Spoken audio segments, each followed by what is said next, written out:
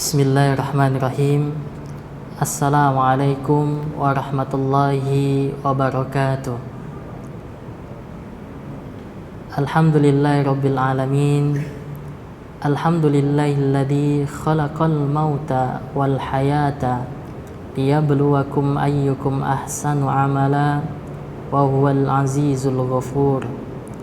Alladzi khalaqa sab'a samawati tibaqa ma tara fi khalqir rahmani min tafawut farji'il basara hal tara min futur thumma rji'il basara karratain yanqalib ilaikal basar khashi'an wa huwa hasir.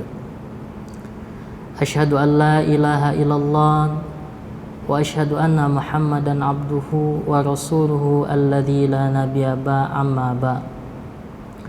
Allahumma shalli ala Muhammad wa ala ali Muhammad kama shallaita ala ali Ibrahim innaka Hamidum Majid. Allahumma barik ala Muhammad wa ala ali Muhammad kama barakta ala ali Ibrahim innaka Hamidum Majid. Ibu-ibu jemaah sekalian yang salat dirahmati oleh Allah, yang pertama marilah kita ucapkan syukur kepada Allah Subhanahu wa taala. Kenapa yang pertama kita ucapkan syukur kepada Allah Subhanahu wa taala? Sebab kadangkala kita lupa dan kurang mengucapkan syukur kepada Allah Subhanahu wa taala. Padahal nikmat yang telah Allah berikan kepada kita begitu banyak. Dan kalau kita disuruh menghitung, maka tak akan mampu kita menghitungnya. Coba kita berpikir sejenak tentang nikmat yang telah Allah berikan kepada kita. Dari mulai kita berada di dalam kandungan ibu kita sampai dengan kita hidup saat ini, berapa banyak nikmat yang telah Allah berikan kepada kita. Nikmat makanan contohnya. Itu udah berapa beras yang kita makan, dan beras dari mana? Dari Allah Subhanahu wa taala. Kemudian nikmat minum. Kira-kira berapa banyak air yang telah kita minum, dan itu adalah pemberian dari Allah Subhanahu wa taala. Nikmat oksigen yang kita hirup, sudah berapa liter oksigen yang kita hirup, itu pun juga dari Allah Subhanahu wa taala. Bahkan tidak usah kita hitung dari mulai kita berada di dalam perut ibu kita, tapi mulai pagi tadi saja kita bangun dari tidur sampai dengan siang hari ini, sudah berapa banyak nikmat yang telah Allah berikan kepada kita. Tentu kita tidak akan mampu menghitungnya. Maka kata Allah, wa in ta'uddu ni'matallahi la tuhsuha. Jikalau kalian menghitung nikmat Allah, maka tak akan sanggup kalian menghitungnya. Kemudian salat dan salam kita doakan terus kepada Allah, semoga tetap tercurah kepada junjungan kita Nabi Allah Muhammad sallallahu alaihi wasallam. Ibu-ibu jamaah sekalian salat dirahmati oleh Allah. Alhamdulillah, pada kesempatan yang berbahagia ini Allah Subhanahu wa taala takdirkan kita bertemu, bertatap muka. Semuanya adalah takdir dari Allah Subhanahu wa taala. Pasti Allah memberikan hikmah atas pertemuan ini. Kenapa? Karena Allah Subhanahu wa taala tahu isi hati-hati kita. Jadi tahu isi hati saya yang mengisi di sini, dan juga tahu isi dari jamaah, hati dari jamaah sekalian. Insyaallah kita berdoa mudah-mudahan Allah tanamkan keikhlasan di dalam hati kita untuk sama-sama belajar dan menimba ilmu agama. Pada kesempatan yang berbahagia ini kita akan membahas tentang sedekah di jalan Allah. Dan insyaallah nanti kita juga akan membahas tentang kegiatan dakwah di pedalaman Nusantara. Jamaah sekalian salat dirahmati Allah. Jadi saya adalah salah seorang dai Dewan Dakwah Islamiyah Indonesia yang diutus oleh Dewan Dakwah untuk bertugas di Pulau Buru, Maluku. Jadi saat ini telah masa pulang dari tugas dan ditempatkan oleh Dewan Dakwah Islamiyah Indonesia di lembaga Amil Zakat Infak Sodakoh yang dikelola oleh Dewan Dakwah Islamiyah Indonesia. Alhamdulillah juga kami infokan ini Bu, Dewan Dakwah saat ini telah mendapatkan Al-Aziz Dewan Dakwah telah mendapatkan SK Lasnas. Jadi secara hukum lembaga amil zakat infak sedekah yang dikelola oleh Dewan Dakwah sudah berkekuatan hukum. Jadi sudah diresmikan kemarin, SK-nya sudah diberikan dari Kementerian Agama. Insyaallah bagi jamaah sekalian yang berinfak dan berzakat untuk membantu dakwah dapat melalui Dewan Dakwah dan bekerja sama dengan Al-Hujjah nantinya insyaallah. Hadirin sekalian salat dirahmati Allah. Pembahasan kita pada hari ini adalah tentang sedekah di jalan Allah Subhanahu wa taala. Jadi di kantor itu sering sekali ada pertanyaan dari para muhsinin dan muzaki tentang apa? Ustadz, apa itu zakat, apa itu infak, apa itu sedekah? Ya, ini sering sekali ditanyakan oleh para jamaah, para muhsinin, apa itu perbedaan zakat, infak dan sedekah? Tapi itu terjadinya di kantor saya. Tapi kira-kira ibu-ibu di sini udah tahu belum, Bu, makna zakat, infak dan sedekah? Udah tahu, Bu? Kalau belum tahu akan saya jelaskan insyaallah. Jadi sedekah itu maknanya lebih luas daripada zakat, infak dan sedekah, daripada infak dan wakaf. Sebab apa? Sedekah secara istilah diartikan sebagai kebaikan baik moral maupun material yang diberikan di jalan Allah Subhanahu wa taala. Jadi kebaikan baik moral maupun material semuanya disebut sebagai sedekah di jalan Allah Subhanahu wa taala. Dalilnya apa? Dalilnya adalah hadis dari Rasulullah SAW dari Abu Dzar. An Abi Dzar radhiyallahu an annan nas min ashabin Nabi sallallahu alaihi wasallam qalu li Nabi sallallahu alaihi wasallam. Jadi kata Abu Dzar, ada salah seorang sahabat, sebagian dari sahabat golongan menengah ke bawah datang kepada Rasulullah sallallahu alaihi wasallam, kemudian mereka berkata, "Ya Rasulullah, wahai Rasulullah, zahaba ahlud dusur bil ujur." Kata mereka yang golongan menengah ke bawah ini, mereka berkata kepada Rasul, "Wahai Rasul, sesungguhnya orang-orang kaya ini telah pergi dengan membawa pahala-pahala mereka."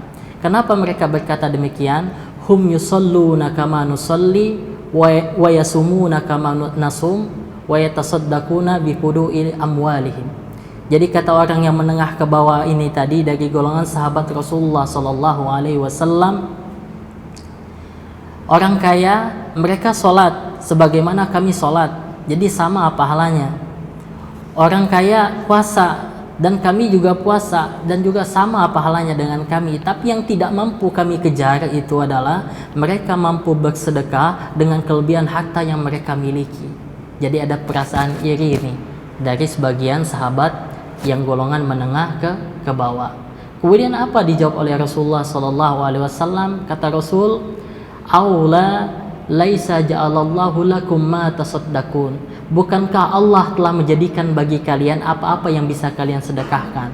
Apa itu kata Rasul? Fa inna bikulli tasbihatin shadaqah. Maka sesungguhnya dalam setiap tasbih yang kita ucapkan itu adalah sedekah.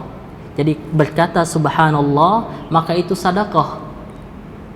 Wa bikulli takbiratin shadaqah, dan setiap takbir yang kita lafalkan Allahu akbar maka itu bernilai sedekah. Kemudian wa bikulli tahmidatin shadaqah, setiap tahmid memuji Allah alhamdulillah maka itu dinilai sedekah di hadapan Allah Subhanahu wa taala. Wa bikulli tahlilatin shadaqah, dan setiap tahlil kata la ilaha illallah yang kita ucapkan maka itu sedekah di jalan Allah. Wa amru bil ma'ruf wa nahyu anil munkar, menyeru kepada yang ma'ruf dan mencegah kepada yang munkar maka itu dinilai sedekah di hadapan Allah Subhanahu wa taala. Bahkan ini catatan yang paling akhir yang disebutkan oleh Rasulullah. Apa kata Rasul? Wa fi butni ahadikum shadaqah. Setiap seseorang yang mendatangi seorang suami dan suami istri yang melakukan hubungan suami istri itu dicatat sedekah di hadapan Allah Subhanahu wa taala. Sampai bingung para sahabat kemudian bertanya kepada Rasulullah sallallahu alaihi wasallam. Apa kata mereka? Wahai Rasul, apakah menyalurkan syahwat kepada menyalurkan syahwat itu dinilai sedekah di hadapan Allah Subhanahu wa taala.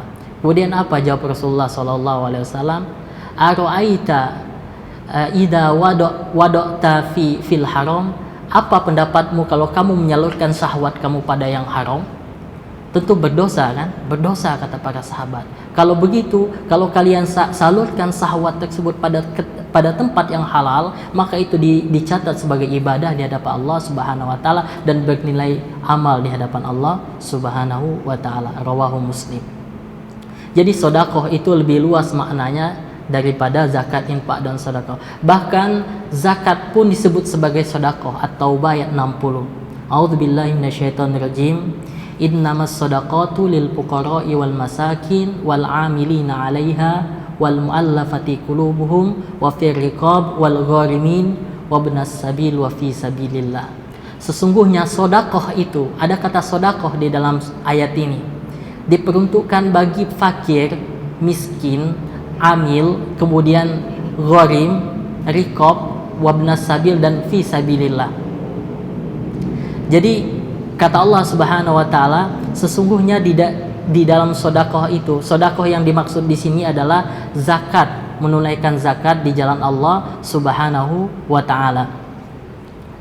Jadi zakat ini adalah harta yang telah ditetapkan oleh Allah Subhanahu wa taala untuk diambil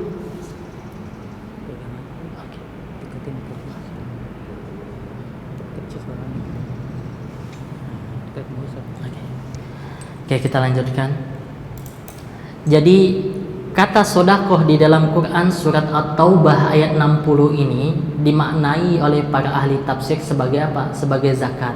Jadi ada sedekah yang dimaknai sebagai zakat, yaitu kewajiban mengeluarkan sebagian harta yang telah ditetapkan oleh Allah. Biasanya zakat ini kisaran 2,5% sampai 5%. Zakat, dan peruntukannya adalah ditujukan kepada mustahik zakat tadi. Siapa itu? Fakir. Siapa orang fakir? Orang yang memiliki penghasilan satu hari tetapi tidak cukup untuk memenuhi kebutuhannya pada hari itu. Itu golongan fakir. Kemudian yang kedua adalah golongan miskin. Siapa golongan miskin? Golongan miskin ini adalah orang yang memiliki penghasilan tetapi hanya cukup untuk memenuhi kebutuhan hidupnya pas-pasan pada hari itu saja. Kemudian yang ketiga, zakat itu untuk amil. Siapakah amil? Orang yang diperintahkan oleh Allah untuk mengurusi zakat. Jadi amil zakat, petugas zakat. Kemudian yang keempat adalah wal mu'allafati qulubuhum, seseorang yang baru masuk Islam. Seseorang yang baru masuk Islam. Jadi orang yang baru masuk Islam, mu'allaf, itu boleh diberikan zakat kepadanya. Kemudian yang berikutnya adalah wafir riqab, orang budak. Jadi budak boleh kita diberikan sedekah kepada budak. Tapi boleh dikatakan saat ini di Indonesia budak sudah tidak ada. Jadi di Indonesia boleh dikatakan budak sudah tidak ada. Jadi jarang lembaga pengelola zakat mengalokasikan dana zakatnya untuk budak. Kemudian wal gharimin, orang yang berhutang. Maka itu boleh ditunaikan zakat kepada orang yang berhutang dengan catatan ini. Ini dengan catatan bukan orang yang berhutang untuk kebutuhan tambahan dia, misalnya berhutang untuk membeli mobil, itu nggak boleh. Zakat diambil nih untuk bantu ente lunasin cicilan mobil, oh nggak boleh. Atau zakat dibayar untuk bayar rumah, hutang bayar rumah, nggak boleh. Tapi hutang yang betul-betul seseorang tersebut tidak bisa melunasi hutang tersebut dan dia tidak punya penghasilan yang lain, maka boleh diambil dana zakat untuk melunasi hutang tersebut. Kemudian wabnas sabil, orang yang berada di dalam perjalanan dan kehabisan bekal. Jadi zakat boleh diberikan bagi orang yang sedang dalam perjalanan dan kehabisan bekal, dari Jakarta pergi ke Yogyakarta misalnya. Kemudian sampai di sana bekal habis, dompet dicuri misalnya ya. Boleh datang kemudian minta ada hak zakatnya di sana. Boleh. Dan banyak itu ketika saya di kantor ada orang yang seperti itu, entah itu modus kan, sebab banyak juga yang modus Pak Bu, ada juga yang modus.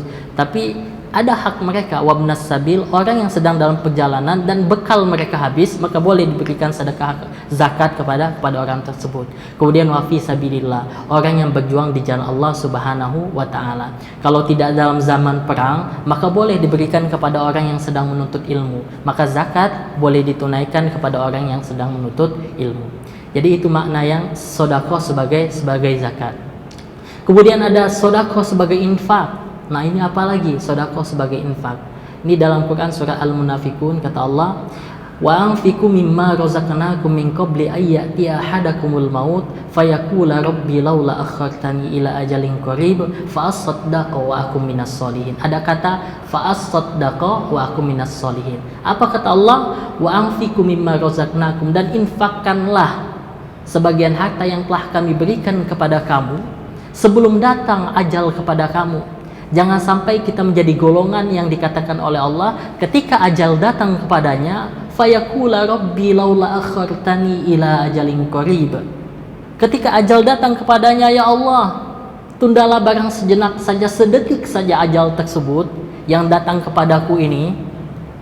Fa asaddaqa wa akum minas solihin. Aku akan bersedekah dan aku termasuk golongan orang-orang yang soleh. Jadi makna sedekah di sini adalah makna infak. Apa itu infak? Infak adalah kita mengeluarkan harta yang diperintahkan oleh Allah Subhanahu wa taala di dalam Al-Qur'an dan di dalam Al-Hadis. Kalau sifatnya wajib, maka infak itu disebut sebagai zakat. Kenapa? Karena ada perintahnya dari Allah Subhanahu wa taala.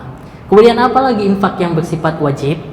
Infak yang bersifat wajib itu adalah nafkah seorang suami yang diberikan kepada istri dan anak-anaknya. Maka itu diperintahkan oleh Allah. Kemudian apa lagi? Ada himbauan-himbauan, misalnya di zaman Rasul peperangan terjadi. Rasulullah sebutkan, ajak para sahabat siapa yang siap berinfak dengan hartanya di jalan Allah Subhanahu wa taala.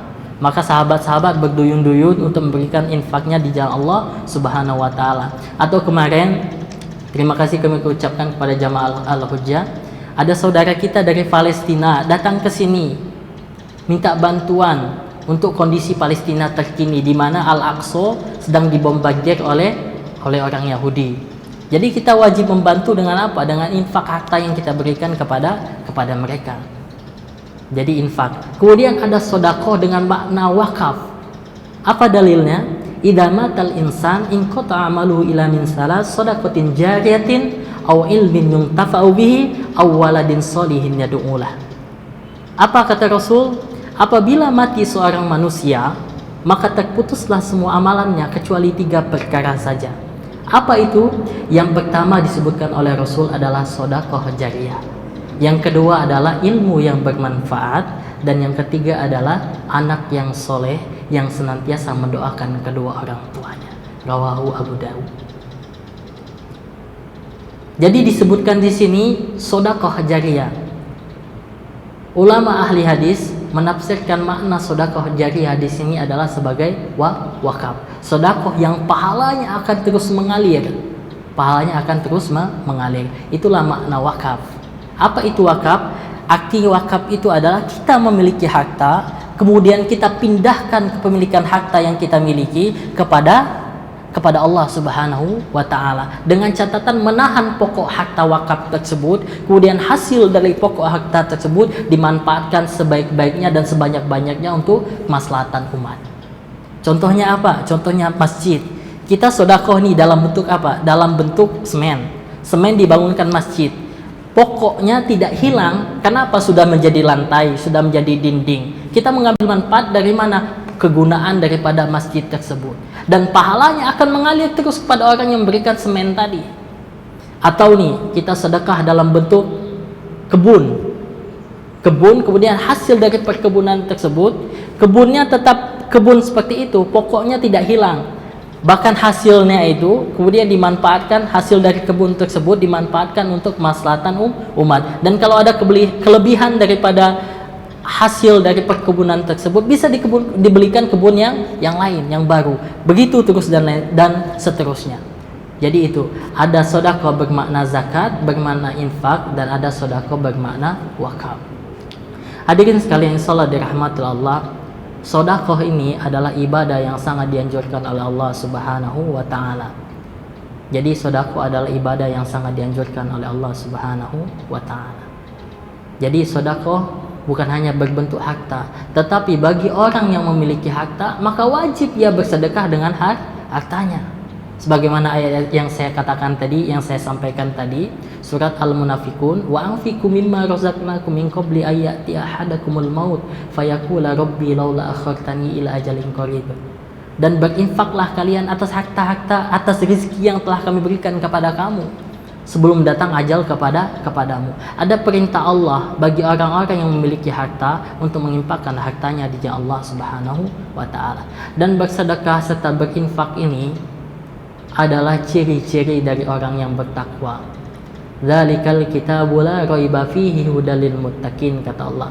Di ayat yang berikutnya, diantaranya ciri-ciri orang yang bertakwa itu adalah wa mimma razaqnahum yunfikun, dan dari sebagian harta yang kami rizkikan kepada mereka, mereka infakkan di jalan Allah Subhanahu wa taala.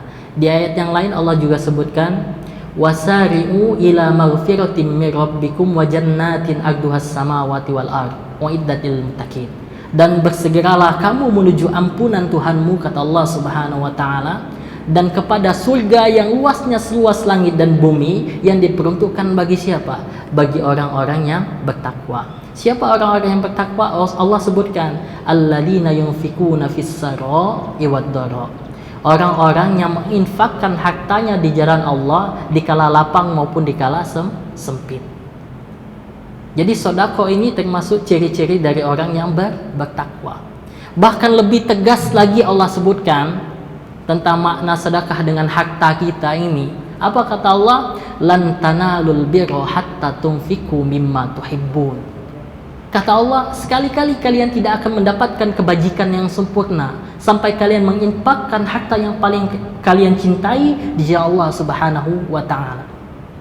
Para ahli tafsir menafsirkan tentang kebaikan yang sempurna ini apa? Surganya Allah Subhanahu wa taala. Maka boleh dikatakan sekali-kali kalian tidak akan masuk surganya Allah Subhanahu wa taala sampai kalian menginfakkan harta yang paling kalian cintai di jalan Allah Subhanahu wa taala.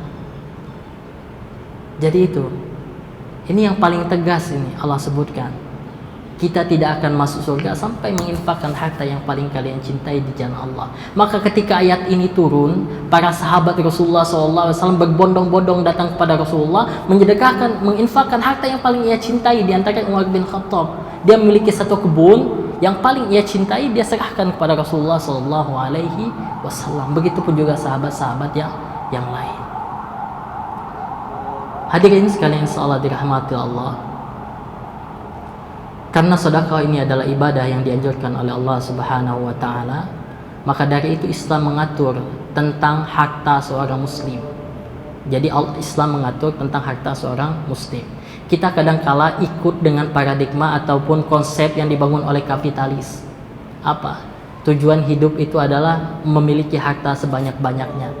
Jadi kita jadikan tabungan kita sebagai sandaran, kemudian investasi kita sebagai sandaran, kemudian segala bentuk duniawi kita jadikan sebagai sandaran, dengan harapan harta tersebut, deposito kita, investasi kita itu menjadi sandaran bagi kita untuk ketenangan kita di dunia. Padahal pertanyaan yang mendasar bagi kita, apakah harta tersebut itu bisa menjamin hidup dan kehidupan kita, Pak? Bisa nggak, Pak? Bu, bisa menjamin nggak? Kalau ini ya, kita punya uang 200 miliar, ini enggak, anggaplah. Terus kita punya penyakit, untuk ngobatinnya itu 215 miliar. Boleh orang kata kita kaya, punya uang 200 miliar. Tapi kita punya penyakit yang harus diobati dengan 215 miliar minus. Berapapun kekayaan yang kita miliki, investasi yang kita miliki, deposito yang kita miliki, maka itu tidak bisa menjadi sandaran dan jaminan bagi kita. Tetapi di dalam agama Islam, sandaran itu hanya Allah Subhanahu wa ta'ala. Maka dari itu konsep harta di dalam Islam itu, konsep harta itu sebenarnya bukan kita miliki, tetapi anugerah yang menjadi titipan. Jadi anugerah Allah yang menjadi titipan bagi kita. Ya, Allah Subhanahu wa ta'ala menitipkan hartanya kepada kita. Maka dari itu Di dalam ensiklopedia Islam Kafah karangan Syekh Muhammad At-Tuwaijiri dikatakan, tidak bermanfaat harta seorang muslim. Nah, ini dikatakan oleh beliau, tidak bermanfaat harta seorang muslim sampai terkumpul 3 hal di dalamnya. Sampai terkumpul 3 hal di dalamnya. Apa itu? Yang pertama adalah harta tersebut diperoleh dari cara yang halal. Ini yang pertama. Kemudian yang kedua adalah harta tersebut tidak melalaikan seseorang dan menyibukkan seseorang daripada mengingat Allah dan Rasulnya. Kemudian yang ketiga adalah harta tersebut dibelanjakan sesuai dengan tuntunan Allah Subhanahu wa Ta'ala. Jadi tidak akan bermanfaat harta tersebut sampai terpenuhi 3 hal ini. Ini senada dengan hadis Rasulullah SAW tentang ketika manusia berada di hadapan Allah Subhanahu wa Ta'ala di yaumil hisab nanti. Jadi ketika kita berada di hadapan Allah Subhanahu wa Ta'ala, dihisab oleh Allah Subhanahu wa Ta'ala, kita tidak akan beranjak sampai ditanya 5 hal. Jadi kata Rasul, ketika berada di hadapan Allah, kita tidak akan beranjak dari hadapan Allah sampai ditanya 5 hal. Bergeser 1 langkah maksudnya dari kedudukan kita sebelum ditanya 5 hal ini. Apa itu? Yang pertama adalah umurmu engkau habiskan kemana. Kemudian yang kedua, masa mudamu engkau gunakan untuk apa. Kemudian yang ketiga, hartamu dari mana engkau dapat. Kemudian yang keempat, kemudian harta yang telah didapat kamu belanjakan kemana. Kemudian yang kelima adalah ilmu yang engkau dapat engkau amalkan untuk apa. Jadi betul senada dengan yang dikatakan oleh Syekh Muhammad At-Tuwaijiri tadi, bahwasannya harta kita tidak akan bermanfaat kecuali terhimpun 3 hal di dalamnya. Diperoleh dengan cara yang halal, tidak menyibukkan dari apa-apa yang dilarang oleh Allah, dari mengingat Allah dan Rasulnya. Kemudian yang ketiga adalah dibelanjakan sesuai tuntunan Allah Subhanahu wa Ta'ala. Maka dari itu Islam menganjurkan untuk sedekah ini. Kenapa? Sedekah ini Pak Bu, perkara keimanan. Sedekah adalah perkara keimanan. Maka dari itu kata Rasulullah SAW, as-sadaqatu burhan. Rawahu Muslim. Jadi kata Rasulullah SAW, sedekah itu bukti. Bukti apa Bu? Bukti keimanan kita kepada Allah Subhanahu wa Ta'ala. Jadi sedekah adalah bukti keimanan kita kepada Allah Subhanahu wa Ta'ala. Kenapa dikatakan demikian? Karena sifat dasar manusia itu mencintai harta. Siapapun orangnya, mau kiai, kah ustadz, kah ulama, kah siapapun dia Pak Bu, setiap manusia itu mencintai harta. Sifat dasar bagi manusia. Maka sedekah itu adalah burhan, bukti keimanan kita kepada Allah Subhanahu wa Ta'ala. Zuyyina lin-nasi hubbus syahawati minan nisa'i wal banin wal qanatir minal muqantarati minaz zahabi wal fiddah wal khail wal musawwamati wal hars ila akhir ayat. Jadi sifat dasar manusia itu adalah kecintaan. Cintaan kepada apa? Kepada perempuan, kepada anak-anak, kepada harta yang banyak dari emas dan perak. Jadi betul-betul kita diuji ketika kita diperintahkan oleh Allah Subhanahu wa Ta'ala untuk bersedekah. Dan ketika ujian itu berhasil, maka itulah bukti keimanan kita di jalan Allah Subhanahu wa Ta'ala. Semakin besar sedekah yang kita berikan di jalan Allah, maka semakin besar keimanan kita kepada Allah Subhanahu wa Ta'ala. Kenapa saya katakan demikian? Kita belajar dari suri tauladan kita.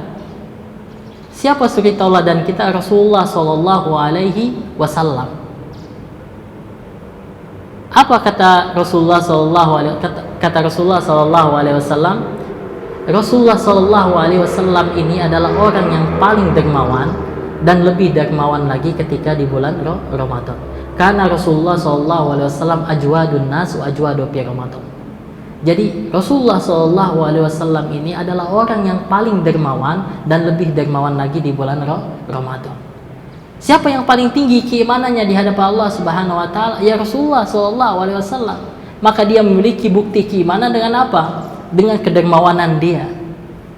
Jadi Rasulullah SAW diminta oleh para sahabat tidak pernah berkata tidak. Ini Rasul, sahabat datang ke Rasulullah sedang punya apa, diminta oleh sahabat, maka Rasulullah SAW tidak pernah berkata tidak, tapi selalu diberikan apa yang diminta oleh sahabat. Sempat suatu hari sahabat datang kepada Rasulullah SAW Pada waktu itu Rasulullah baru dapat hadiah sebuah jubah jahitan dari salah seorang sahabat. Itu baru dipakai. Kemudian datang seorang sahabat datang pada Rasulullah, "Ya Rasulullah, ini kayaknya nih jubah yang kau pakai ini bagus." Kata sahabat tadi. "Boleh nggak saya minta?" Kata sahabat tadi. Apa kata Rasul? "Ya udah, ambil aja." Ketika dia akan mengambil, sahabat-sahabat yang lain ini mencela sahabat tadi. Kenapa? Kok ente minta-minta? Itu kan jubah yang baru Rasulullah dapat dari dia, baru dipakai oleh Rasulullah SAW. Tapi Rasulullah langsung berikan kepada sahabat tersebut. Masya Allah. Baru dipakai langsung. Kalau kita, Bu, ini baru punya mobil nih contohnya, Bu. Mobil baru dapat. Kemudian tiba-tiba ada yang bilang minta mobil untuk operasional wakaf. Kira-kira Ibu mau ngasih nggak, Bu? Mungkin mikir-mikir dulu ya. Nah, ini bukti keimanan kita. Rasulullah datang seorang dari suatu kaum datang kepada Rasulullah untuk masuk Islam. Ketika selesai masuk Islam, Rasulullah berikan satu kambing satu lembah. Satu lembah itu ratusan ekor kambing, Bu. Diberikan semuanya kepada orang yang baru masuk Islam tadi. Kemudian orang tadi balik ke kaumnya, dia katakan, "Masuklah kalian kepada Islam. Sesungguhnya aku mendapati Muhammad Rasulullah SAW seorang yang tidak takut miskin." Seorang yang tidak takut miskin. Kenapa? Karena Rasulullah SAW punya keimanan yang tinggi. Bahkan bukan hartanya saja yang dia infakkan, disedekahkan di jalan Allah, dirinya dia sedekahkan di jalan Allah, dia wakafkan di jalan Allah Subhanahu wa ta'ala. Itu juga yang diwarisi oleh istri beliau, Khadijah radhiyallahu anha. Khadijah radhiyallahu anha, kalau kita tahu, kekayaannya adalah 2/3 kekayaan kota Mekah pada waktu itu. 2/3 kekayaan kota Mekah. Tapi ketika dia menikah dengan Rasulullah SAW, dia berikan seluruh hartanya ini untuk perjuangan dakwah Rasulullah SAW. Seluruh hartanya. Sahabat Abu Bakar Siddiq kita kenal, senantiasa membantu dengan berinfak di Allah Subhanahu wa ta'ala. Ketika Bilal disiksa oleh majikannya, maka Abu Bakarlah yang membebaskan Bilal tersebut. Berapa harga pembebasan Bilal bin Rabah pada waktu itu? Nilainya kurang lebih, Pak, 9 uqiyah. Berapa itu 9 uqiyah? 1 uqiyah itu kira-kira 31, sekian gram. Jadi kalau ada 9, jadi sekitar 200 sekian gram lah. Jadi kalau dirupiahkan itu sekitar 200 juta lebih untuk membebaskan daripada Bilal bin Rabah yang disiksa oleh majikannya. Bukti keimanan daripada Abu Bakar As-Siddiq. Kemudian siapa lagi? Kemudian Umar bin Khattab. Umar bin Khattab ini ketika perang Tabuk itu pernah menyedekahkan sebagian hartanya di jalan Allah. Sempat ia merasa akan menang daripada Abu Bakar Siddiq. Daripada Abu Bakar Siddiq. Ketika dia datang, dia merasa akan menang. Ketika dia datang kepada Rasulullah SAW dengan membawa sebagian hartanya di jalan Allah Subhanahu wa ta'ala, tapi ternyata apa? Abu Bakar Siddiq membawa seluruh hartanya untuk perang Tabuk. Jadi Umar bin Khattab merasa menang. Jadi Umar bin Khattab ini selalu iri kepada Abu Bakar Siddiq. Dan boleh iri, boleh, asal dalam kebaikan. Maka kata Rasulullah SAW, "La hasada illa fisnataini rajulun atahullahu malan fasullita ala halakatihi fil haqq." Jadi kata Rasul, tidak boleh kalian hasad atau tidak boleh kalian iri kepada dua orang. Siapa itu? Orang yang Allah berikan harta, kemudian ia infakkan harta tersebut untuk kebajikan. Kemudian orang yang Allah berikan ilmu, dia gunakan ilmu tersebut untuk kebajikan. Pertanyaannya kepada kita nih, kira-kira iri kita banyak hal apa, Bu? Untuk hal duniawi. Orang punya harta banyak, kita iri. Naik jabatan kadang kita iri. Punya kendaraan baru, kita iri. Bahkan sampai membuat sakit kepala kita, Bu. Padahal orang punya harta, orang punya jabatan, orang punya kendaraan baru, nggak ngefek ke kita. Ada ngefeknya nggak, Pak, Bu? Nggak ada. Apakah ketika dia naik jabatan, kemudian kita tiba-tiba kena penyakit atau apa, enggak ada.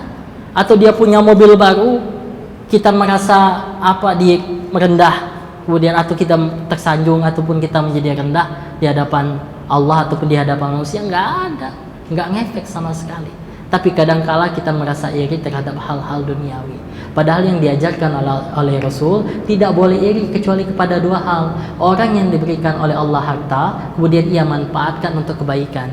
Orang yang diberikan ilmu juga dimanfaatkan untuk kebaikan. Itulah yang dilakukan oleh Umar bin Khattab, yang selalu iri kepada Abu Bakar. Tapi ternyata pada saat perang Tabuk pun Umar bin Khattab tidak mampu mengalahkan Abu Bakar. Kenapa? Umar membawa sebagian hartanya di jalan Allah, tapi ternyata Abu Bakar menyedekahkan seluruh hartanya di jalan Allah Subhanahu wa ta'ala. Ini bukan main, Bu, seluruh hartanya.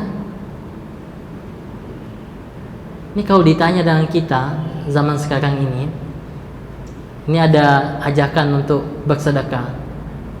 Kemudian ada nggak yang mampu meniru Abu Bakar, Bu? Kira-kira ada nggak, Bu? Seluruh hartanya disedekahkan di jalan Allah. Sampai Rasul pun bertanya kepada Abu Bakar, ma tarakta li ahlika, apa yang kau tinggalkan untuk keluargamu yang ada di rumah? Dengan tenangnya Abu Bakar menjawab, apa jawab Abu Bakar? Aku tinggalkan Allah dan Rasulnya untuk keluargaku yang ada di rumah. Kenapa? Orang yang beriman yakin bahwasannya harta yang dia sedekahkan itu pasti Allah Subhanahu wa ta'ala ganti. Karena Allah Subhanahu wa ta'ala adalah tempat sandaran Allah Subhanahu wa ta'ala, Allah yang maha kaya. Jadi Allah Subhanahu wa ta'ala yang memberikan rezeki kepada kita, Allah Subhanahu wa ta'ala juga yang membagi rezeki kepada kita. Jadi rezeki itu tidak akan tertukar. Dan janji Allah di dalam banyak ayat Al-Quran dan juga di dalam hadis-hadis Rasulullah SAW, keutamaan bagi orang yang bersedekah di jalan Allah Subhanahu wa ta'ala. Jadi orang yang beriman tidak pernah akan takut ketika diminta untuk bersedekah, tapi dia berada di garis terdepan. Kenapa? Karena itu adalah bukti keimanan yang ia lakukan. Jadi di antara keutamaan yang Allah Subhanahu wa ta'ala berikan kepada orang yang bersedekah di jalan Allah Subhanahu wa ta'ala, yang pertama adalah Allah Subhanahu wa ta'ala akan lipat gandakan pahalanya di hadapan Allah Subhanahu wa ta'ala. Atau Al-Baqarah ayat 261, apa kata Allah? Mathalul ladzina yunfikuna amwalahum fi sabilillahi kamathali habba ambatat sab'a sanabil fi kulli sumbulatin mi'atu habba wallahu yudha'ifu liman yasha wallahu wasi'un alim. Kata Allah Subhanahu wa ta'ala, perumpamaan orang-orang yang menginfakkan hartanya di jalan Allah Subhanahu wa ta'ala ibarat ia menanam sebutir benih, dan dari sebutir benih tersebut menumbuhkan 7 ranting. Jadi sebutir benih kita tanam, kemudian tumbuh batang, kemudian menjadi 7 ranting, dan dari tiap-tiap ranting itu menghasilkan 100 kebajikan. Jadi ada 700 kali lipat pahala yang Allah lipat gandakan bagi orang-orang yang berinfak di jalan Allah Subhanahu wa ta'ala, orang yang bersedekah di jalan Allah Subhanahu wa ta'ala. Dan orang-orang yang beriman sekelas Rasulullah SAW dan para sahabat dan orang-orang yang beriman yakin bahwasanya dengan bersedekah maka Allah akan lipat gandakan pahalanya ya di sisi Allah Subhanahu wa ta'ala. Kemudian sedekah itu mampu menghapuskan dosa-dosa kita. Pertanyaannya, Pak, Bu, kira-kira berdosa nggak, Bu? Punya dosa nggak, Bu? Ibu punya dosa, Bu? Bapak punya dosa, Bu? Ya, kita semua punya dosa di hadapan Allah Subhanahu wa ta'ala, siapapun orangnya. Maka kita punya catatan dosa di hadapan Allah Subhanahu wa ta'ala. Salah satu cara untuk menghapuskan dosa tersebut adalah bersedekah. As-sadaqatu tudfa'ul khati'at. Jadi sedekah itu menghapuskan dosa. Seperti apa? Kama tuhtau ma'un nar, seperti air yang memadamkan api. Jadi dosa seseorang dihapuskan oleh Allah Subhanahu wa ta'ala dengan bersedekah seperti apa? Seperti air yang memadamkan api. Jadi orang-orang yang berdosa akan diampuni oleh Allah Subhanahu wa ta'ala dengan lantaran sedekah yang ia berikan. Bahkan dengan bersedekah, kata Rasulullah, ittaqin nar wala bisyaqi tamratin. Dan peliharalah dirimu dari api neraka walau dengan menyedekahkan sebiji kurma.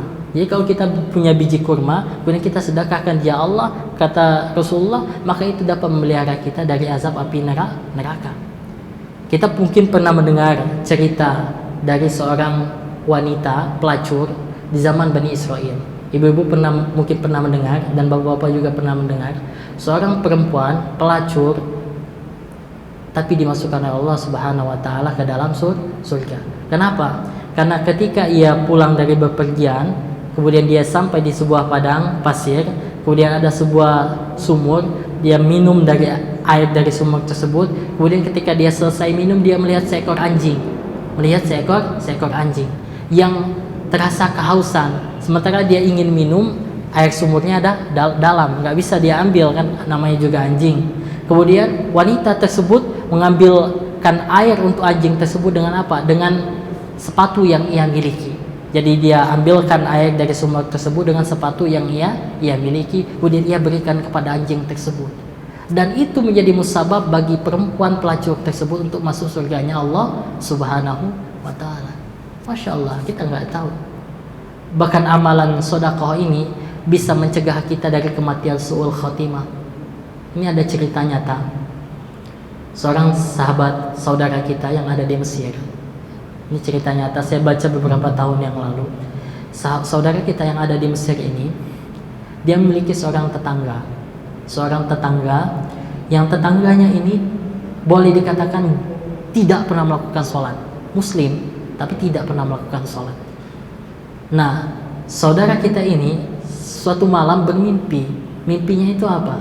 Ia mengajak saudara tetangganya tadi yang tidak pernah sholat tadi, yang bermaksiat, yang senantiasa bermaksiat, itu untuk umroh sama-sama ke Mekah. Ke Mekah. Kemudian dia pikir itu hanya bunga tidur, ya ini cuma mimpi. Ternyata besoknya mimpi yang sama lagi. Dia mengajak saudaranya, tetangganya tadi yang tidak pernah sholat, yang senantiasa bermaksiat tadi, untuk apa? Untuk umroh ke Mekah. Sampai berapa kali? 3 kali dia bermimpi yang sama. Kemudian akhirnya dia datangi seorang syekh. Dia bertanya kepada syekh tersebut, wahai syekh, sesungguhnya saya memiliki tetangga. Yang tetangga saya ini tidak pernah sholat dan senantiasa bermaksiat kepada Allah Subhanahu wa ta'ala. Tapi 3 malam ini, wahai syekh, saya bermimpi berturut-turut, saya mengajak tetangga saya tersebut untuk sama-sama umroh ke Mekah.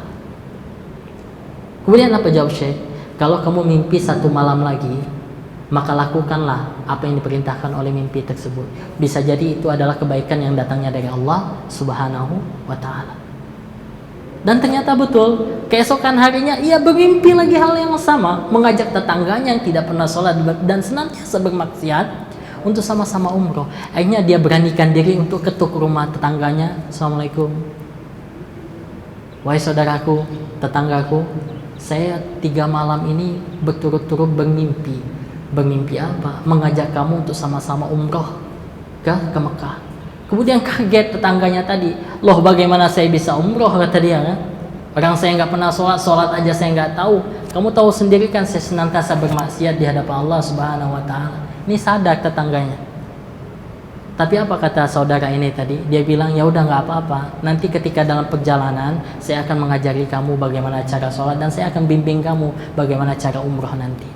Akhirnya karena merasa terenyuh juga mungkin mendengar penjelasan saudara ini tadi, sang tetangga yang tidak pernah sholat dan bermaksiat dan senantiasa bermaksiat tadi mau ikut sama-sama. Berangkatlah mereka berdua tadi ke Mekah Mukarramah untuk sama-sama melakukan ibadah umroh.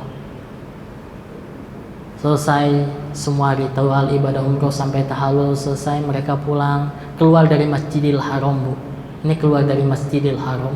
Saat akan keluar, ini saudaranya tadi yang senantiasa tidak pernah sholat tadi, mau nggak mau kan udah sholat tadi di Masjidil Haram karena diajarin.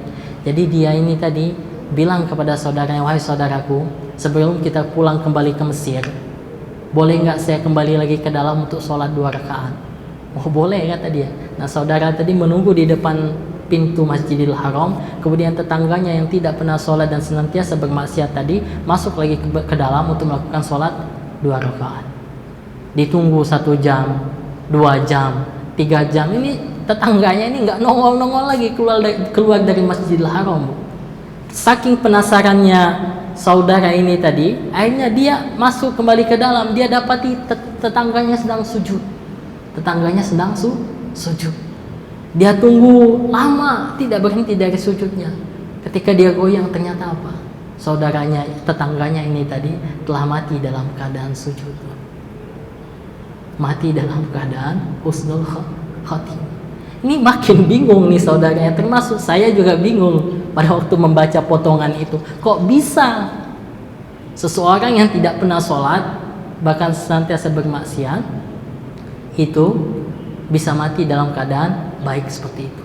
Akhirnya saudara ini tadi cari informasi, balik lagi ke Mesir. Dia tanya saudara-saudaranya, kemudian tetangga-tetangga di sekitar, kiranya apakah amalan yang senantiasa tetangga ini lakukan.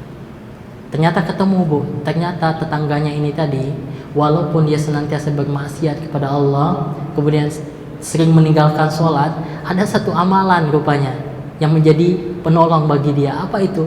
Setiap hari sang tetangga tadi senantiasa membawa makanan dan diberikan kepada orang jompo yang ada di depan rumahnya. Setiap hari, Bu. Setiap pagi dia datang keluar rumah sebelum ke kantor kan, sebelum kerja, dia berikan kepada orang jompo yang ada di depan rumahnya. Dan setiap hari juga orang tua yang jompo tersebut selalu berdoa hal yang sama. Setiap hari berdoa hal yang sama. Apa doa yang dia ucapkan? Ya Allah, matikanlah orang ini dalam keadaan husnul khatimah. Setiap hari doanya sama, matikanlah orang ini dalam keadaan husnul khatimah. Mungkin tetangganya ketawa-ketawa, bagaimana mungkin saya nggak pernah sholat kayak tadi. Saya nggak pernah ibadah, bahkan banyak bermaksiat. Tapi Allah punya rencana lain, Bu.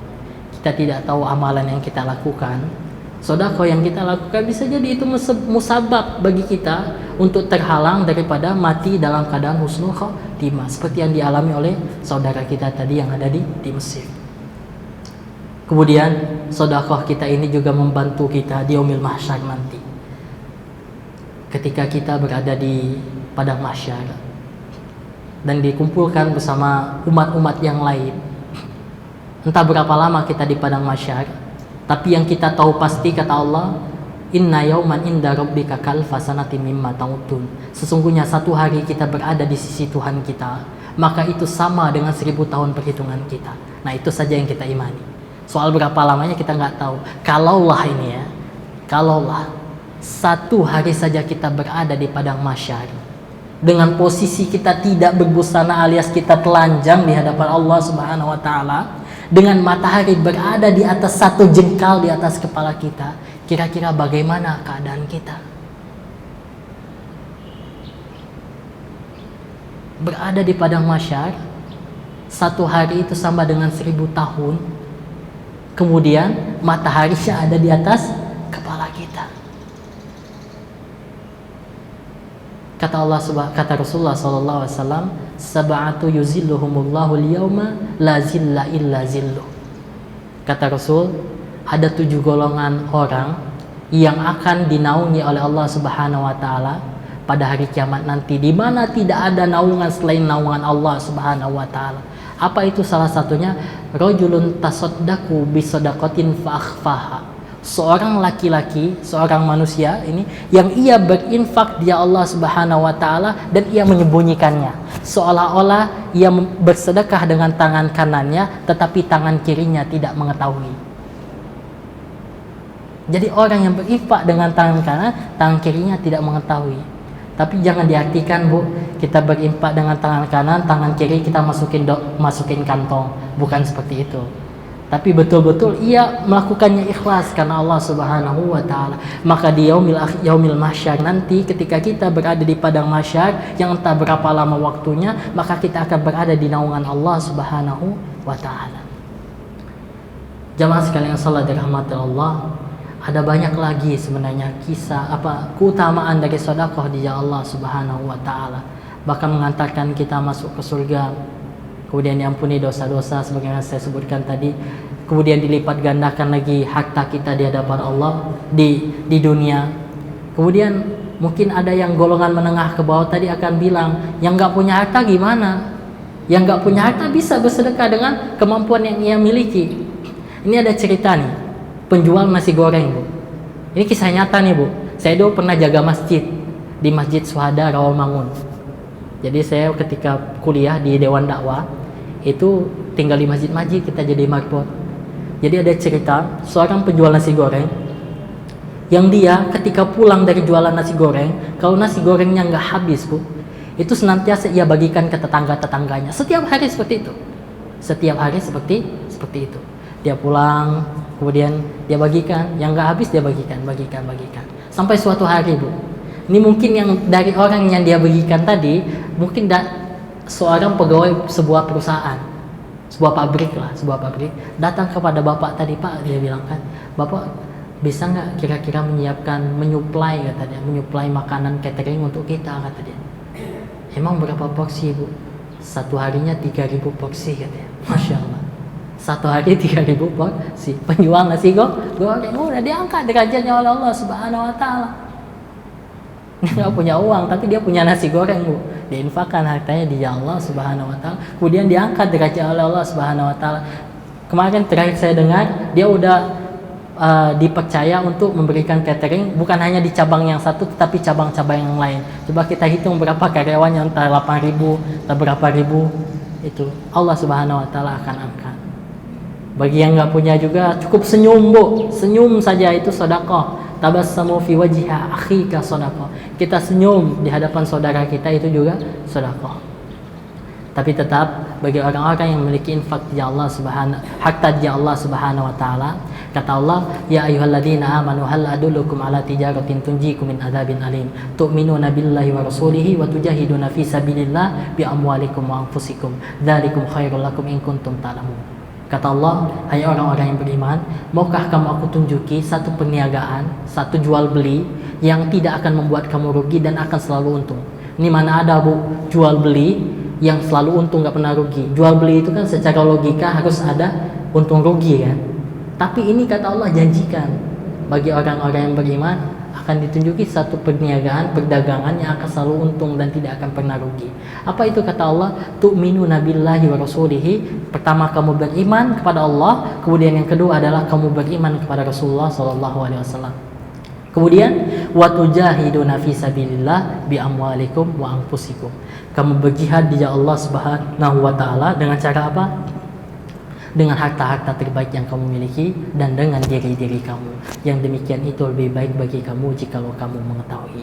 Maka dari itu insyaallah pada kesempatan yang berbahagia ini saya ingin berbagi cerita pengalaman ketika kami dai Dewan Dakwah Islam Indonesia bertugas di pedalaman Nusantara.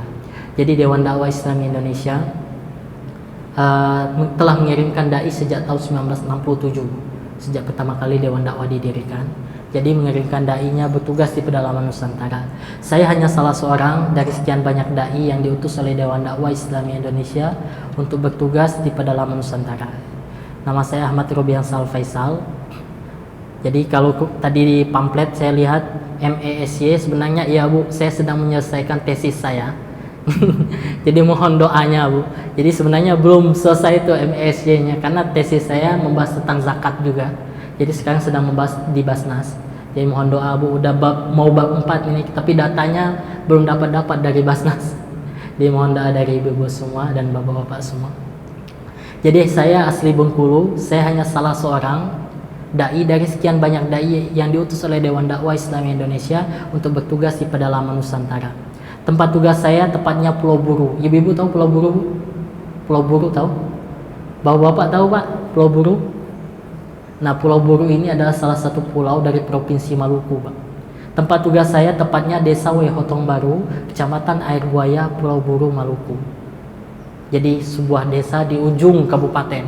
Jadi nggak ada desa lagi di ujung kabupaten itu udah desa paling ujung. Jadi untuk sampai ke tempat tugas saya waktu itu butuh waktu 3 hari 2 malam, Bu, dengan rute tempuh yang tidak mudah. Dari Bandara Soekarno-Hatta yang ada di Jakarta ini Cengkareng, kita terbang ke bandara di Patimura Ambon. Kemudian dari Bandara Patimura di Ambon kita transit lagi Bu ke Pelabuhan Galala namanya. Pelabuhan Galala, kemudian kita numpang kapal feri, 12 jam perjalanan laut Bu di atas kapal feri yang penuh sesak. Di sebelah ini ayam beserta dengan tai ayam Bu. Karena kita duduk di tangga ini, saya ingat betul itu Ustadz Hadid di bawah, Ustadz Tamim yang ada di atas, saya di tengah-tengah. Saya bilang kalau Ustadz Tamim mabuk, maka kepala saya jadi tempat mabuknya. Kalau saya mabuk, Ustadz Hadid jadi tempat mabuk saya bilang. Sebab apa? Tai ayam ini di sebelah ini Bu. Saya ingat betul waktu itu 12 jam perjalanan laut. Kemudian kami berlabuh di Pelabuhan Namlea namanya. Pelabuhan Namlea ini salah satu pelabuhan di Pulau Buru. Jadi dari Pelabuhan Namlea kita naik lagi motor, melewati jalan yang berliku, kemudian bahkan menembus puluhan sungai, entah berapa puluh sungai waktu itu. Tapi terkadang tidak ada jembatannya Bu, nggak ada jembatannya seperti ini, kira-kira seperti ini. Bahkan tak jarang kami gulung celana kami berbasah-basahan dengan air sungai, karena dalamnya sungai sebatas paha. Jadi kadang bukan kita yang naik motor Bu, tapi motor yang naik kita. Kenapa? Karena harus kita angkut, nggak bisa lewat sungai. Kadang kita minjam pontong, kalau kata kita apa ya, rakit. Jadi kadang kita lewat rakit Bu untuk bisa menyeberang sungai. Kadang kita meminjam bulldozer yang mobil skop seperti ini Bu. Jadi motornya kita angkat, kita naikkan ke atas ini, kemudian kita pindahkan ke seberang sungai. Sampai di seberang sungai, masuk lagi jalan setapak kira-kira seperti ini Bu. Jalan setapak seperti ini, yang kiri kanan hanya ada hutan dan pegunungan. Kadang kita yang dorong motor ini karena macet nih nggak bisa dinaikin ya. Kemudian sampai di ujung jalan ada sebuah kampung, namanya waktu itu Desa Wairuba. Desa Wairuba. Saya pikir di sana tempat saya bertugas, ternyata belum sampai Pak Bu. Ternyata dari sana kita naik lagi sampan yang kecil. Kalau kata kita ketinting Bu. Ketinting, sampan kecil yang punya mesin 5 PK, kembali membelah lautan yang tak jarang ukuran ombaknya lebih besar daripada sampan yang kami naiki. Nah, kira-kira seperti ini. Kok nggak jalan ya? Nah, kira-kira seperti ini Bu. Ini gambaran ketintingnya. Ini muat cuman waktu itu 5 orang kalau nggak salah. Terkadang ombaknya lebih besar daripada sampan yang kami naiki. Kadang kita masuk ke dalam laut, muncul lagi, masuk, muncul lagi ya. Alhamdulillah, ini berkat izin Allah Bu. Sampai juga kami di tempat tugas. Namanya Desa Wehotong Baru. Nah ibu-ibu, Desa Wehotong Baru ini seluruh masyarakatnya Pak Bu adalah mu'alaf, suku Buru asli. Tidak ada listrik di sana, tidak ada sinyal handphone. Jangan bayangin internet dah, karena internet juga nggak ada. Yang ada di sekeliling itu hanya ada hutan, pegunungan dan laut. Apa yang kami lakukan ketika kami sampai di sana? Awalnya kami bingung mau ngapain kami ini.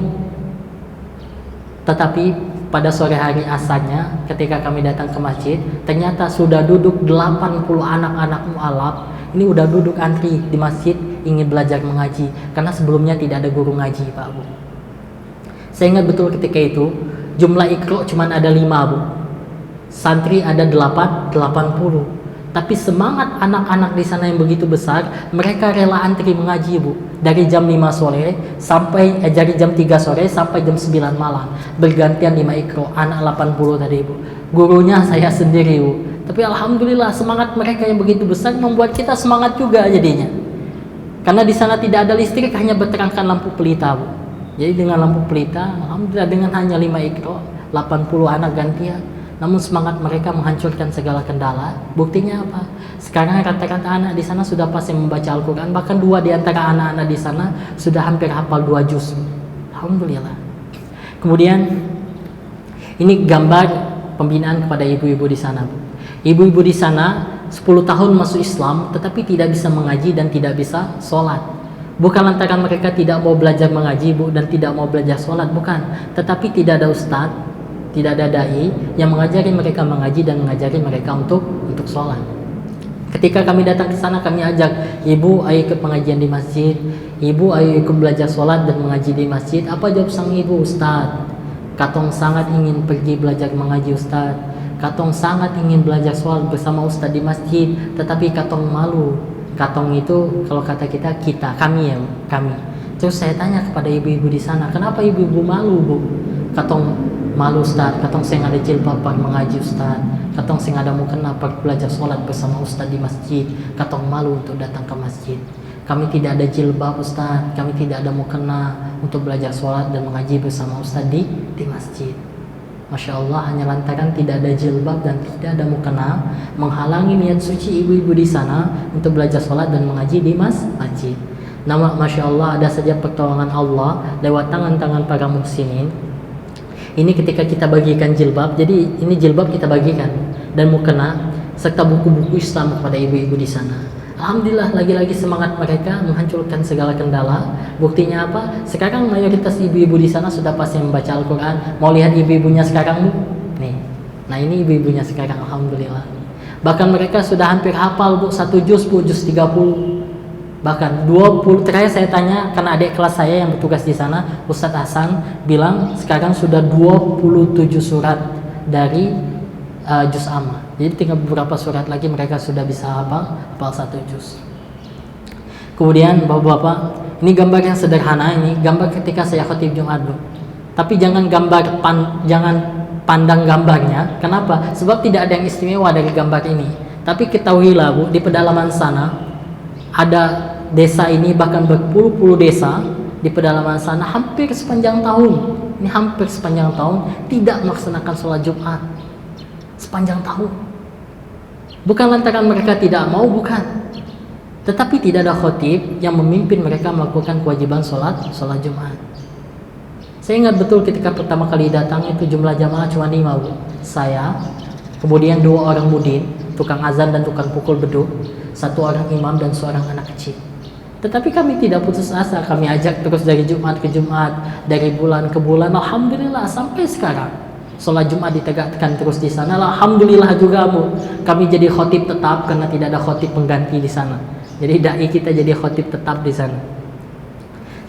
Kemudian, nah selain saya katakan tadi ada banyak lagi dai-dai lain. Diantaranya ini Ustadz Robitoh Alam Islami bertugas di Pulau Kera.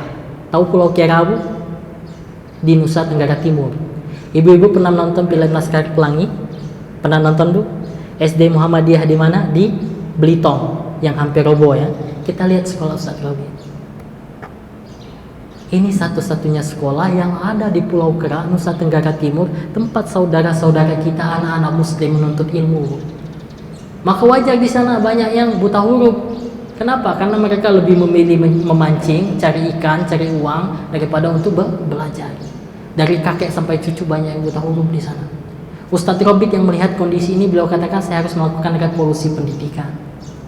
Namun qadarullah, karena di sini susah air bersih, Bu. Jadi dai kita kadang seminggu nggak mandi. Kenapa? Air bersihnya susah. Jadi karena mungkin susah akses air bersih, dia terkena penyakit wasir. Apa penyakit wasir itu, Bu? Susah buang air besar ya. Susah buang air besar, qadarullah dia harus operasi. Jadi Ustadz Robit harus operasi ke Surabaya. Setelah selesai operasi, beliau katakan, tugas saya belum selesai. Saya harus kembali lagi ke Pulau Kera memberantas buta huruf di sana. Alhamdulillah, dalam jangka waktu 1 tahun beliau berhasil menginisiasi terbangunnya madrasah diniyah di sana. Ini madrasahnya, Madrasah Diniyah Rijalul Ghad. Anak-anak yang awalnya buta huruf, sekarang saudara-saudara muslim kita di sana sudah bisa sekolah di madrasah yang Ustadz Robit dirikan. Dan alhamdulillah sekarang tenaga pengajarnya kita ambil dari ma'had-ma'had yang ada di sekitaran pulau di sana. Kemudian ada lagi dai yang lain, ini Ustadz Yasir. Ustadz Yasir ini bertugas di Mentawai. Ini kalau kata kita sikere, Bu. Sikere itu kalau kata kita dukun-dukun di pedalaman. Jadi Ustadz Yasir ini foto sama dukun-dukun di pedalaman. Ustadz Yasir ini punya cerita, Bu. Kata beliau, ada seorang mu'alaf, ini baru masuk Islam, datang ke seorang ustadz di Mentawai sana, kemudian berkata kepada ustadz, alhamdulillah Ustadz, sejak saya masuk Islam, jumlah peliharaan babi saya semakin banyak, katanya. Jadi betul, ada saudara kita di pedalaman sana, mereka telah masuk Islam, tapi masih pelihara babi, Pak. Dan maaf, ada saudara kita di pedalaman sana, mereka telah masuk Islam, tapi masih mengkonsumsi babi. Datang ke ustadz kita, Ustadz, kalau kami tidak ada lauk, kata dia, kami potong babi ya kami makan. Saat dai kita datang ke sana, tidak bisa kita katakan langsung, Pak, babi itu haram, tidak boleh dipelihara. Pak, babi itu haram, tidak boleh dimakan. Tidak bisa. Jamaah akan menjauh dari dakwah kita. Masyarakat akan menghindar dari dakwah kita. Tapi kita coba dakwah yang bijak. Bagaimana caranya, Bu? Kita gantikan babi-babi mereka dengan hewan-hewan kurban kita, Bu. Kita gantikan babi-babi mereka dengan hewan-hewan akikah kita. Maka dari itu setiap tahun Dewan Dakwah Islam Indonesia mengirimkan kurban dan akikah ke pedalaman Nusantara. Kalau ada yang titip kurban, titip akikah, kita letakkan ke tempat dai-dai kita berada. Ini salah satu contohnya ini. Nah, maka dari itu ini salah satu contoh. Nah, ini di Pulau Terong, Kepulauan Riau. Ini untuk mengangkut ini Bu, harga angkutnya ini hampir sama dengan harga sapi Bu. Jadi mohon maaf agak mahal lah harganya, karena harus angkut. Jadi diangkut, kemudian ditaruh di speedboat, kemudian dibawa ke pulau-pulau. Seperti itu yang kita lakukan. Sedikit banyak yang kita lakukan ini telah membantu perjuangan para dai di pedalaman Nusantara. Kenapa? Dengan kita berikan ini Bu, membantu juga. Sebab apa? Tahun 2012 tim Lazis Dewan Dakwah datang ke Pulau Seram, itu bertepatan dengan Idul Adha Pak. Bertepatan dengan Idul Adha. Pada waktu itu kita udah mandi Bu, udah pakai baju koko ganteng-ganteng, pakai kopiah, pakai parfum. Pas keluar nggak ada gema takbir Bu. Rupanya apa? Masyarakat di sana sudah lupa kalau hari itu Idul Adha. Masya Allah Pak, hari itu Idul Adha. Maka dari itu kita panggil masyarakat, kita umumkan hari ini Idul Adha, kita sholat Id, baru masyarakatnya bergegas. Kemudian baru setelah itu kita potongkan kurban, karena ada syariat kurban. Jadi membantu menyiarkan Islam dan menyiarkan kurban di pedalaman Nusantara. Kemudian ada lagi ini potret anak-anak di pedalaman Bu. Ini hanya potret anak-anak di pedalaman. Ini anak-anak di Pulau Seram. Jadi Ustadz Idris bertugas di Pulau Seram, Maluku. Apa kata Ustadz Idris?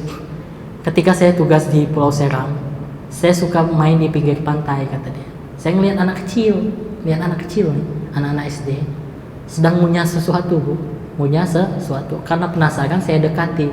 Ketika saya lihat, ternyata apa yang dikunyah sang anak? Potongan sendal jepit Bu, swallow. Potongan sendal jepit. Ketika saya tanya, enak Ustadz, kata dia. Rasa apa? Rasa permen karet. Wah, bayangkan potongan sendal jepit dibilang rasa permen karet.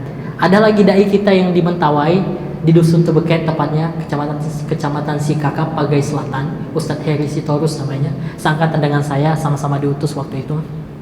Kata beliau, saat pertama kali saya menginjakkan kaki di Dusun Tebeket, saya melihat segerombolan anak kecil kelas 1 sampai kelas 3 SD. Karena memang di desa itu SD-nya cuma kelas 1 sampai kelas 3 Bu. Jadi kelas 4, kelas 6-nya udah nggak ada, harus pindah ke kecamatan.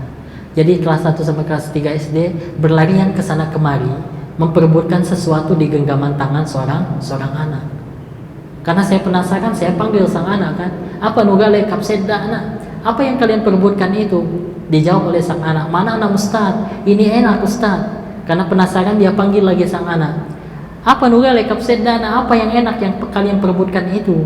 Dijawab lagi oleh sang anak, mana anak Ustaz? Ini enak Ustaz.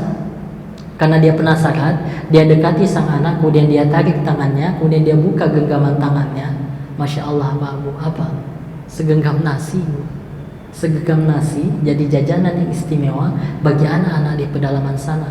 Tidak terpikirkan oleh mereka mie ayam, bakso, apalagi pizza dan lain sebagainya. Enggak, cukup segenggam nasi jadi jajanan yang istimewa bagi anak-anak di pedalaman sana.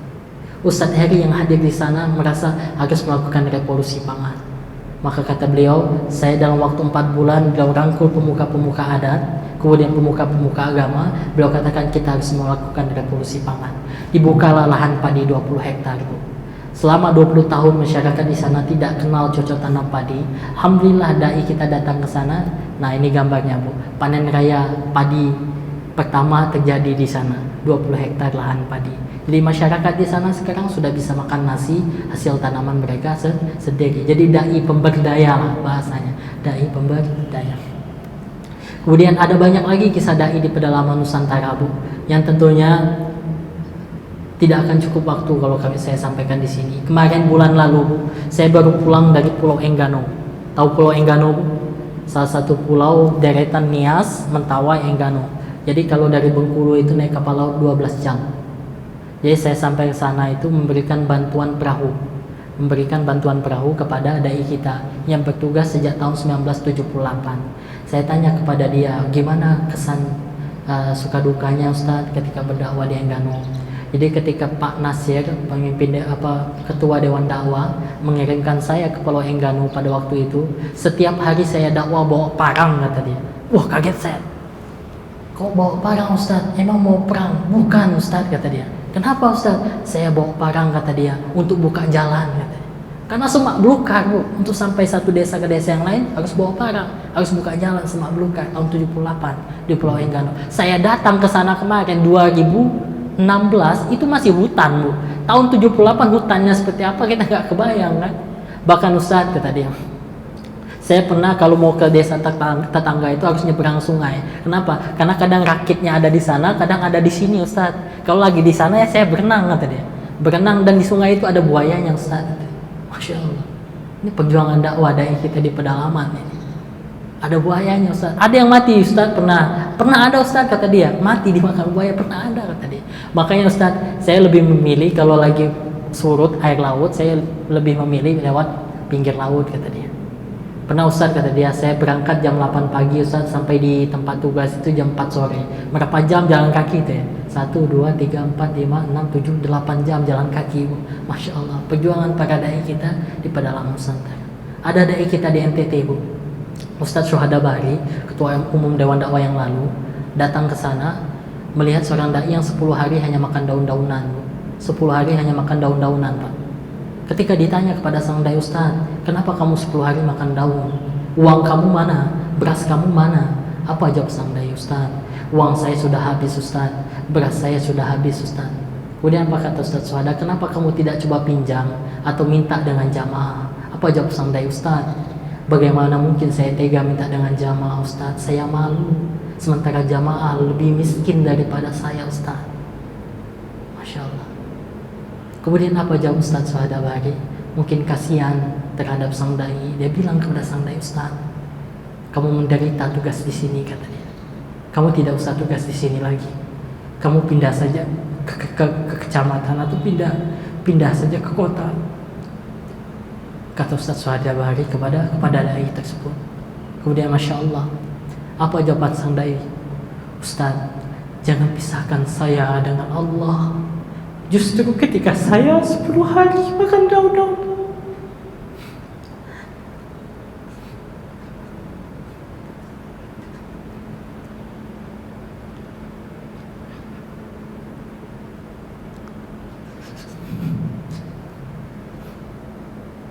apa, Bapak?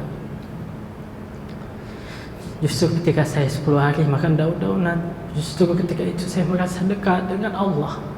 Jadi jangan pisahkan saya dengan Allah. Itu jawaban sang dai kepada Ustaz Syuhada pada waktu itu. Masya Allah, pengorbanan para dai dalam Nusantara. Tanggung jawab dakwah ini bukan hanya ada pada para dai. Para dai telah mengorbankan waktu jahidun fi sabilillah bi amwalikum wa anfusikum. Mereka telah mengorbankan diri-diri mereka berdakwah. Berdakwah di pedalaman Nusantara dengan keterbatasan yang ada, namun mereka mencoba tetap berdakwah di pedalaman Nusantara. Hadirin sekalian salat dirahmati Allah. Maka dari itu yang ingin saya katakan juga pada kesempatan yang berbahagia ini, tanggung jawab dakwah ini bukan hanya ada pada para dai, bukan. Kalau tanggung jawab dakwah hanya ada pada dai, niscaya Islam tidak akan sampai ke Indonesia. Islam tidak akan sampai ke Indonesia. Coba kita pikir bagaimana Islam bisa sampai ke Indonesia dari Mekah. Tentu banyak pengorbanan harta, kemudian pengorbanan jiwa yang dilakukan untuk tersebarnya agama Islam di seluruh dunia. Maka dari itu tanggung jawab dakwah ini adalah kewajiban kita bersama. Pertanyaan pada diri kita, apakah kita akan berdiam diri, tidak membantu perjuangan dakwah sementara para sahabat telah menjadi syahid, bahkan sebagian sahabat menjadi syahid dan sahabiah menjadi janda-janda. Kenapa? Karena dia memperjuangkan diri mereka untuk agama Islam. Apakah kita akan tenang? Apakah kita akan berdiam diri saja? Maka dari itu tanggung jawab dakwah ini adalah kewajiban kita semua. Maka dari itu kita harus ambil kewajiban dakwah ini. Saya tidak berkata dengan mengajak jamaah sekalian atau hadirin sekalian untuk datang sama-sama ke pedalaman Nusantara, tidak. Sebab apa? Sebab saya tahu setiap kita punya kesibukan masing-masing, ada yang berdagang, ada yang bekerja dan lain sebagainya. Maka kata Allah, cukup dengan apa? Cukup dengan menginfakkan sebagian hartanya di jalan Allah Subhanahu wa taala untuk membersamai perjuangan para dai di pedalaman Nusantara. Saya sudah jelaskan panjang lebar tadi tentang keutamaan sedekah di jalan Allah Subhanahu wa taala. Kenapa sedekah di jalan Allah itu begitu penting? Maka sekarang kita mari ambil bagian untuk sama-sama berinfak di jalan Allah Subhanahu wa taala. Para dai kita bekali setiap satu tahun itu satu dai-nya 15 juta. Karena setiap dai setiap bulan dibekali 1 juta rupiah. Setiap dai 1 juta rupiah. Waktu angkatan saya waktu itu 900.000 rupiah, Bu. Kalau matematika dunia cukup nggak bakal cukup matematika dunia, tapi matematika Allah yang kita pakai. Sebab apa? Kalau saya dari tempat tugas Desa Wehotong itu untuk ambil uang KTM itu bolak-balik habis 700.000, Bu. Sisa 200.000. Satu bulan 200.000 cukup, Bu? Nggak cukup kalau matematika dunia. Tapi alhamdulillah buktinya sampai sekarang saya bisa gemuk seperti ini, Bu. Kenapa? Karena berkat keberkahan dari Allah Subhanahu wa taala. Karena itu bagi hadirin dan jamaah sekalian yang siap untuk berinfak di Allah, silakan berinfak di Allah. Itu saya sampaikan tadi, satu dai-nya itu 1 tahun 15 juta. Kemudian sebelum dai diberangkatkan ke pedalaman, kita cetak dulu, Bu, dai-dainya. Termasuk saya, alumni Sekolah Tinggi Ilmu Dakwah Muhammad Nasir Dewan Dakwah Islami Indonesia. Jadi dididik selama 4 tahun di sana, kemudian 2 tahun di asrama, kemudian 2 tahun tinggal di masjid-masjid sebagaimana saya sebutkan tadi. Itu beasiswa, Bu, dari dana zakat infak sedekah. Satu mahasiswanya itu 1.300.000. Satu mahasiswanya itu dibiayai tiap bulan, uang makannya, kemudian uang tinggalnya. Kemudian ketika mereka selesai, mereka wajib ditugaskan ke pedalaman Nusantara. Jadi itu keperluan bagi kegiatan dakwah pedalaman yang dijalankan oleh Dewan Dakwah. Kemudian ini kebutuhan dai. Kenapa ini ada gambar motor Kawasaki Trail kan? Sebab kita pernah kirimkan motor bebek, Bu, ternyata nggak kuat motor bebek di pedalaman Nusantara. Jadi kita anggarkan untuk motor trail ini sekitar 28 jutaan. Jadi ini membantu mobilitas dakwah dai kita. Kadang dai kita jalan 8 kilo, 7 kilo itu hal yang biasa. Bahkan saya pernah jalan 10 kilo, Bu, untuk satu kali ceramah agama di pedalaman, itu sudah biasa. Kemudian ada juga perahu mesin bagi orang yang siap untuk membantu, ini 15 juta. Kenapa? Ada dai-dai kita yang tinggal di pesisir pantai, jadi bisa menjadi akses dari satu desa ke desa yang lain. Kemudian ada juga kamera digital bagi yang siap berinfak di Allah Subhanahu wa taala. Kemudian kita juga ada program umroh untuk dai. Jadi bagi hadirin yang ingin menghargai kemudian perjuangan para dai di pedalaman Nusantara, kita juga berikan semacam reward kepada para dai kita yang telah bertugas di pedalaman Nusantara, dan tiap tahun kita berikan itu kepada dai-dai. Bahkan ada yang kita hajikan juga. Sebab apa? Karena untuk menghargai pengorbanan dan perjuangan para dai di pedalaman Nusantara. Mungkin nanti kalau bagi yang ingin berinfak, bersedekah, membantu perjuangan dakwah, dapat salurkan melalui Al-Hujjah dengan nomor rekening yang telah disediakan oleh Al-Hujjah. Karena insyaallah Al-Hujjah akan bekerja sama membantu perjuangan dakwah yang dilakukan oleh Dewan Dakwah Islamiyah Indonesia. Mungkin itu saja yang dapat saya sampaikan pada kesempatan yang berbahagia ini. Mudah-mudahan bermanfaat. Jikalau ada kesalahan itu datangnya dari diri saya pribadi, dan jikalau ada benarnya itu datangnya dari Allah Subhanahu wa taala, dan mudah-mudahan dapat bermanfaat bagi diri saya pribadi dan juga para jamaah sekalian. Kita tutup pertemuan kita pada siang hari ini dengan sama-sama membaca doa kafaratul majelis. Subhanakallahumma wa bihamdika asyhadu an la ilaha illa anta astaghfiruka wa atubu ilaik. Assalamualaikum warahmatullahi wabarakatuh.